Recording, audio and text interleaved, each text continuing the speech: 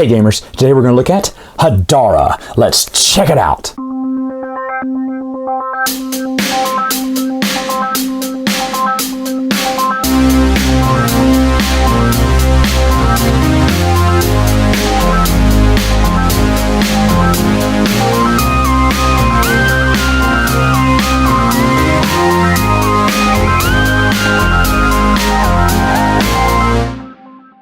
Setup for this game is simple. What you're going to do is put these little pieces together, each piece of each different colored land. You can shuffle them up to have different areas there. You're going to have the little wheel in the middle there. Each player is going to get a player board. They're going to get 2 of each type of resource token. They're also going to get one of these easy game summaries. It's going to give you step-by-step instructions of how to play the game. There's going to be a group of medals over here, gold medals they can buy later. There's these little 10 pluses, so when they reach the end of these little areas here, they can do this, add it on to it, and therefore now they have 20, and so on and so forth. There's plenty of them available. You're also going to put out these little building tiles here. You're going to put out as many as there are players in the game, and there's some of each different value listed there. You're going to shuffle up your decks 1, 2, and 3. 2 and 3 I still have in the bag, but you'll shuffle them all up and then deal them out on the board. You're going to deal out what's equal to the amount of players in the game times 2. And then everyone is going to select one of these randomly, and the player order is listed there. So 1, 2, 3, 4, 5 would be the order you'd go in if that's what you were doing here. And you would, let's say I was number 1 here, I would get to go first. Well, first off, I get 8 coin. Now, coin comes in denominations of 5s, 1s, and 10s. And so you grab your 8 coin there, put it next to your board, and then you would adjust your income as such. I believe this is money, your army, your culture, and your food supply. So I would go to a 3, a 2, a 1, and a 4, and that's how I would begin the game. Now, starting with the first player, they're going to be the ones that get to set the wheel and where they want it. Now, if you look, everybody has an icon on the top right of their board there. That icon matches one of the symbols in the middle here. So if I wanted to start, let's say, on yellow, I'd start on yellow. All the other symbols of players who are playing are facing certain stacks, and that's where they would start too. And as the arrows indicate in the center of the board, every time you turn it, you would just move to the next stack. Now, this game is very simple. What you're going to be doing is you're going to be just grabbing the top 2 cards from the deck in the first phase here, and you're going to be looking at each one, and you're going to decide if you want to buy any of them. Now, there's a few things here. The cost is at the bottom here. This one's worth 5, this one's worth 4, and then, of course, victory points over to the other side. That one's worth 4 victory points, that one's worth 1. But that's not all, because up at the top it shows you how much you can move your marker up. So I can move my marker up 1 on the gold if I pick this one, or if I pay more, I can move my marker up 2. So whichever one I choose, I would discard the other one and put it in the stack here. So let's say I just discard that one and put that one in the stack right there. This is the one I'm keeping. I would pay the 4 coin, and then if you look on your player board, they have colors associated with each type of card, and I'd put it right underneath that color. And you can stack them up as you play the game. Now, there is another thing I could have done. If I could have chose this one, and instead of paying for it, I could have flipped it over, and I just could have cashed it in and tossed out of the game for the money associated here. In round 1, all the cards are worth $2. Round 2, they're worth $3, and round 3, they're worth $4. And it says that on the back of the card. So either you want to get money because money's tight in the game, or you want to buy the card. But the other one you're not using goes here. Now, everyone does the same thing, and you go all the way around the board until it gets back to the first player was right here, and they've done their last stack. Then what you're going to do is you're going to collect your income. Whatever your yellow track is at, so if my yellow track happened to be, let's say it was at 5 at the end, I would get 5 additional coin. Then from there, it says, hey, you can take a colony, plunder, or integrate. What does that mean? Well, with the strength of your army, and let's say my army was a 4, I can maybe take one of these little colonies here. Now, the colonies range from 3 to 30 points. There's a 3, I can do a 3 there. If I had 9, I could do 9, whatever I have. Now, you can only grab 1 of each value. So if I grab this 3, I could not grab another 3.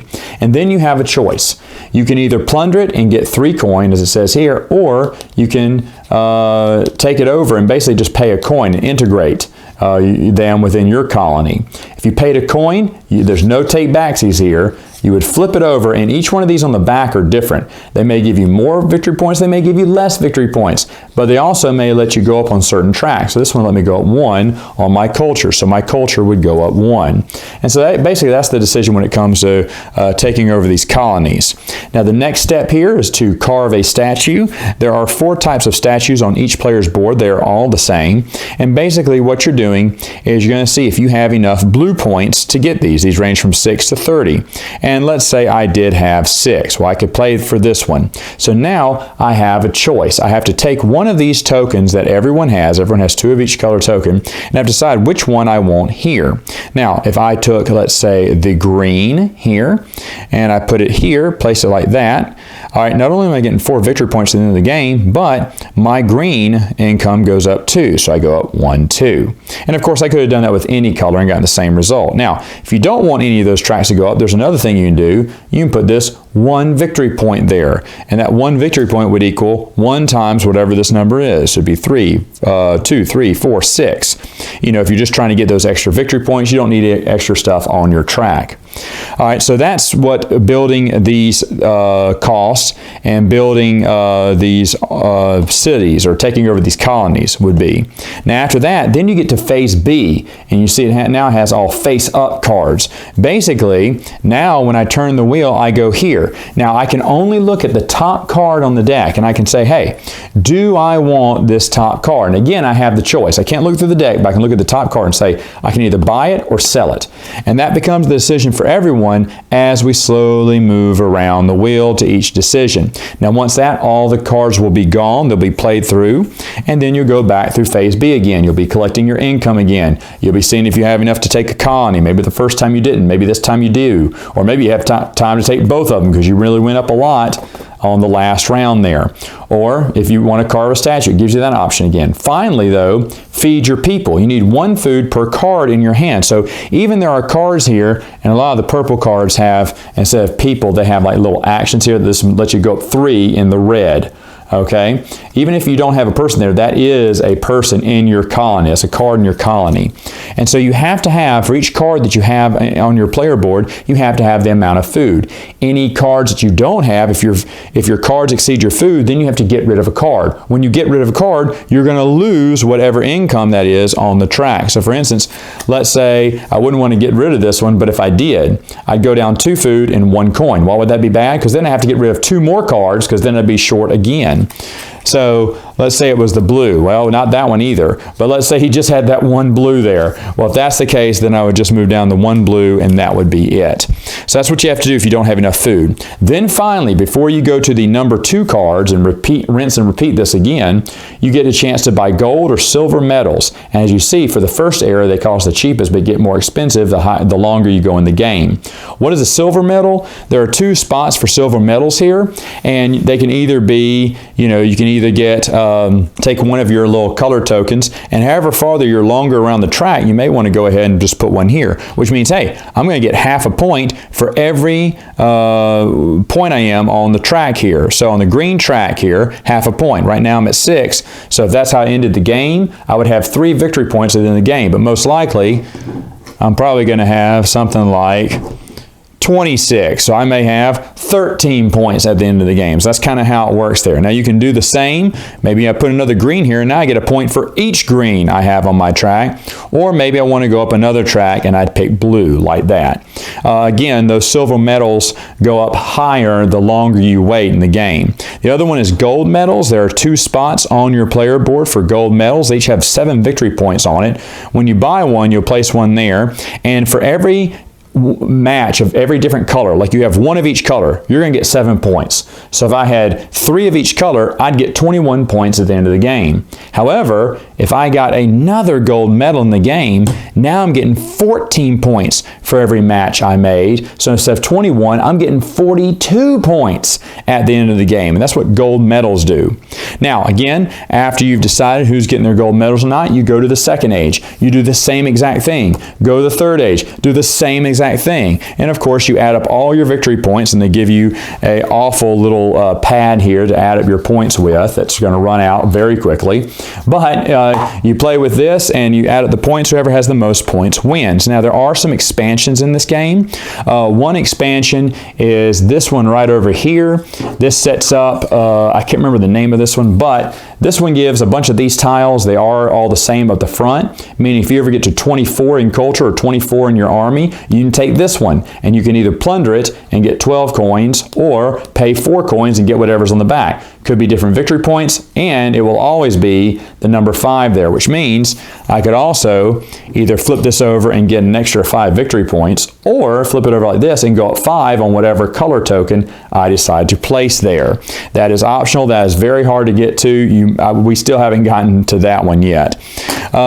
Anyway, the other one is this action here. You put these on top of each other, and what this signifies is, hey, once you reach 6 on your income, then this will come into effect. You'll put this token on top of it like this. Now, when the income phase comes, you're going to get 1 coin. It's not for you to spend, but you to put in one of these little circles here. So for instance, if I had it down like this, I'd get my 1 coin, and I could put it in any one of these first 2 slots.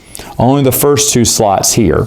And I could either get 1 up on my army or 1 up on my culture. Now when I get to 18 gold, then I would flip this over. As you see, I'm getting even more victory points in the game, and now I'm getting 2 coins, and I can put them anywhere, including here, which goes up more, which lets me go up on my coin track, or if I put coins there, they're worth 2 points each. Now you can't take coins from your regular money pool and put it here. This is only from the income generated on the top tile here, whether it is 1 or 2. And again, though, this card is actually worth a few extra victory points in the end as well.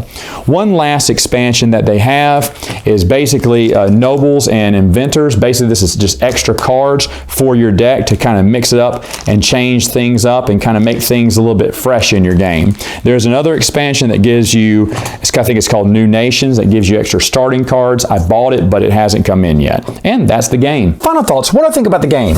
Well, I'd known about this game for a little over a year now, and I didn't get it because it just didn't look like my type of game, you know. I was kind of on and off the fence on getting it, and then finally someone pointed out that I actually have a couple of games from this designer already that I love, so why not try it out? And I was like, you know what, that's fair. And I'll be honest, they were right. This is a great game. Not his best, I don't believe, but still a great game. It's very simple, it's fun to play, and I know it's fun to play because this is a game that every time we play it, we want to play one more round. And that's when you know it's good. You'll never get to the top of any of these tracks. There's different ways to win the game. I do love that. You can win in just getting statues. You can win in just colonizing people. You can win in, you know, in any number of different ways, however you want. I was very impressed with the multiple paths to victory. And, you know, getting the gold medals early, maybe that'll help you. Getting the silver medals early may help you.